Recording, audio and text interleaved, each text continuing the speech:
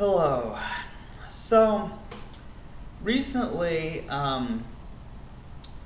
I have been thinking about a Facebook exchange I had recently. I was commenting on one of my pro-life friends' posts, and I mentioned something there that I think I want to record a video about. And this is about the rape exception, about abortion. Now, there are people who are pro-life and who think abortion should not be done or that it should be illegal, except in the case of rape. And some people have exceptions for incest or to save the mother's life, which of course I agree with that last one. But particularly the rape exception is thrown around all the time. Almost every abortion debate has the rape situation brought up, and I call this the rape fallacy. I'm going to invent a new logical fallacy called the rape fallacy. So here's what happens. People sidetrack the issue and just distract. Actually, I think this is called a red herring, but I'm going to call it the rape fallacy, because there are some logical problems.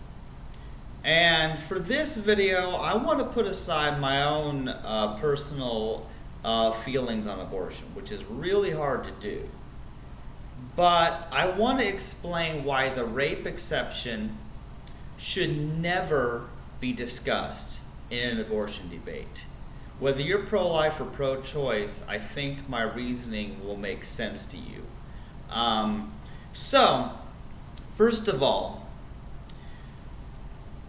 if you are pro-life because you think that the baby should not be killed before it's born, then that does not change based on the cause of its conception. So it doesn't make sense under that light.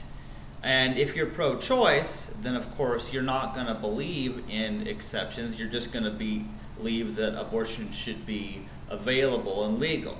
So particularly, the rape exception is only something that is believed by people who are partially pro-life. And the reason I say partially pro-life is because they have a very, very restricted mindset. And first of all, I'm going to take a guess at the psychology behind why people believe in the rape exception, but I'm also going to explain why the rape exception breaks down from a practical and legal standpoint.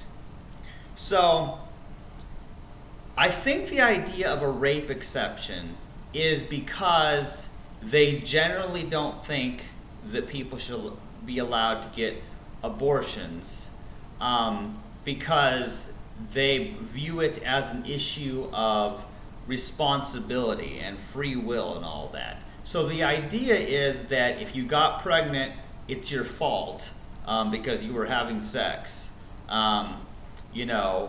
and so people think people should just be celibate or use birth control, which doesn't work, obviously. And then, but there is an exception in the case where somebody gets pregnant by a rape happening, which of course happens.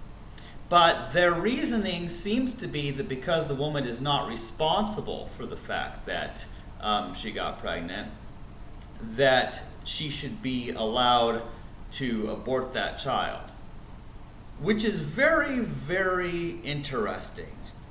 And here's where it gets a little bit weird.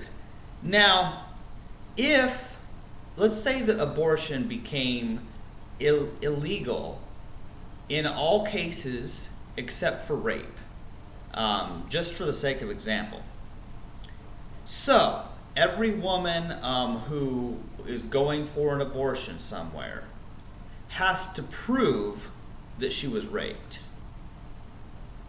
So how does she prove that she was raped? Now, first of all, if someone is claiming that they were raped, then the first question is going to be by who? And there is only one way to identify who raped her. And that is with DNA evidence to find out who it was for sure. And then, even then, she can't prove that it was rape. So, because, the man can just say, oh, it was consensual. So it's her word against his. So basically, if the rape exception is allowed from a legal standpoint, then we have a situation because people have to take one of three possible routes. They either believe every single woman who claims that she was raped, therefore allowing all women to have abortions because they can all say they were raped, or they automatically assume that all of them are lying. The only possible third alternative is if we had an actual way to prove who was raped and who consented to sex. Now, I think there is one logical possibility for how this could be done. People would have to have official documentation and paperwork to consent to sex. It's the only way. I'm serious. Because people have to sign consent forms to have their information released. Even for if you go to a doctor appointment, you have to sign things that they can look up your medical records, all sorts of things. You have to sign a consent form to do that. You have to sign a consent form to to have a surgery done. You have to have an informed consent law. So the only way that somebody could try to prove that sex was consensual would be if both people had a signed document, an official certificate of sex consent. And they would have to do that every time they had sex. So if this was followed, it won't be, of course, because people don't care about doing things right. But supposing that this was followed, I guarantee you people would turn celibate because they would hate all the paperwork involved. Seriously. Either that, or they could rape somebody, but if they don't have their signature and the other person's signature, then it would be considered automatic rape by default because there was no certificate of consensual sex. So basically, that's the only way that we could have, from a legal standpoint, a way to prove whether something was rape or not. But society isn't doing that. And until we have that as an actual practice where everybody has to sign consent forms for sex, then we have no legal standing, no legal way of saying whether or not someone was raped.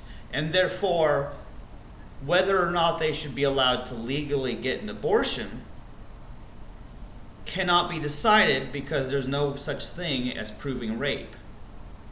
So here's what it really amounts to. The rape exception is simply a distraction from the abortion issue. And here's what the pro-choice side wants people to do. They want people to say, oh yeah, women should be allowed an abortion in the case of rape. And if the pro-life side admits to that, then they're practically allowing all abortions.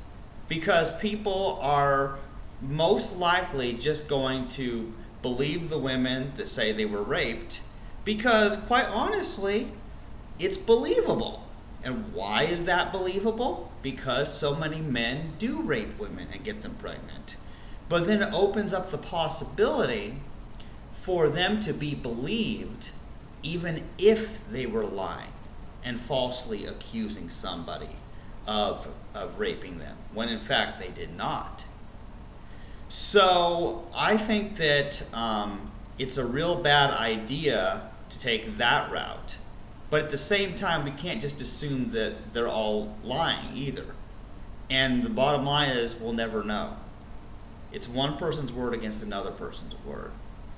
And because of the fact that rape can't be proven, it should have no standing in a court of law.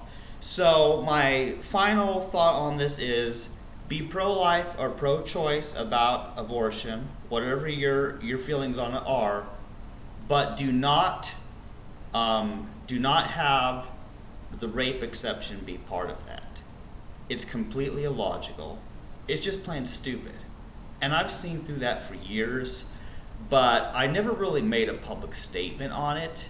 But I think it's time that I said something, because you just can't see abortion discussed anywhere without somebody bringing up rape. It's just like the Hitler fallacy, how people, anytime someone disagrees with them, they just call him Hitler. That's the kind of immature thing that happens. And I do not usually participate in any discussions about abortion, but I have a lot of people that I've friended who are vegan and pro-life, and sometimes I see the conversations on Facebook and I just have to say something. So this is just what I had to say about that. Just don't bring up the rape exception. You make yourself look foolish.